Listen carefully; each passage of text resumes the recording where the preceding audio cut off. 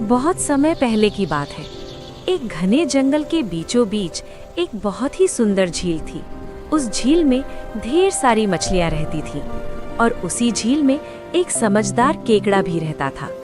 सभी आपस में मिलजुल कर खुशी से रहते थे।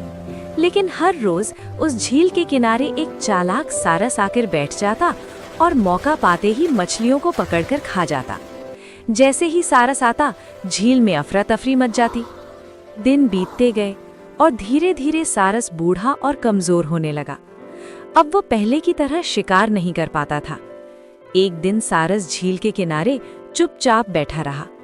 उसने न कोई मछली पकड़ी, न उड़ने की कोशिश की। सारस को ऐसे उदास देखकर केकड़ा उसके पास आया। भाई सारस, कई दिनों से देख रहा हूँ तुम यहाँ चुपचाप बैठे रहते हो, न मछली पकड़ते हो न कुछ खाते हो। सब ठीक तो है? केकड़े की बात सुनते ही सारस जोर जोर से रोने लगा। क्या बताऊं दोस्त, मैं बहुत दुखी हूँ।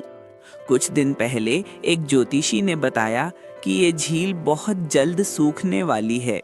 जब पानी ही नहीं रहेगा तो तुम सब कैसे जियोगे? तुम सब मर जाओगे।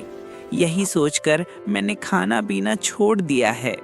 केकड़ा ये सुनकर घबरा गया। अरे, ये तो बहुत बड़ी मुसीबत है। मुझे ये बात सबको बतानी होगी। केकड़े ने झील की सारी मछलियों को ये बात बताई।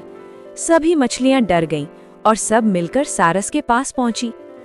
अगर तुम चाहो तो मैं तुम्हारी मदद कर सकता हूँ। यहाँ से थोड़ी दूर एक बहुत बड़ा तालाब है। मैं एक एक करके तुम सबको वहाँ पहुँचा दूंगा। मछलियां सारस की बातों में आ गईं और उसकी मदद स्वीकार कर ली।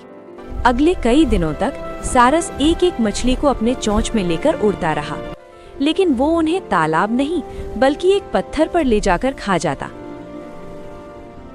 कुछ दिनों बाद केकड़े की बारी आई। भाई सारस, ये तालाब अभी कितनी दूर है? सारस जोर से हंस पड़ा। तालाब? यहाँ कोई तालाब नहीं है। मैं तो तुम सबको खाने के लिए लाता रहा हूँ।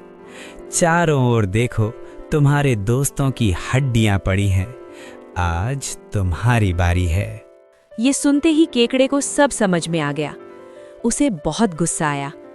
धोखेबाज, आज तेरी चाल का अंत होगा।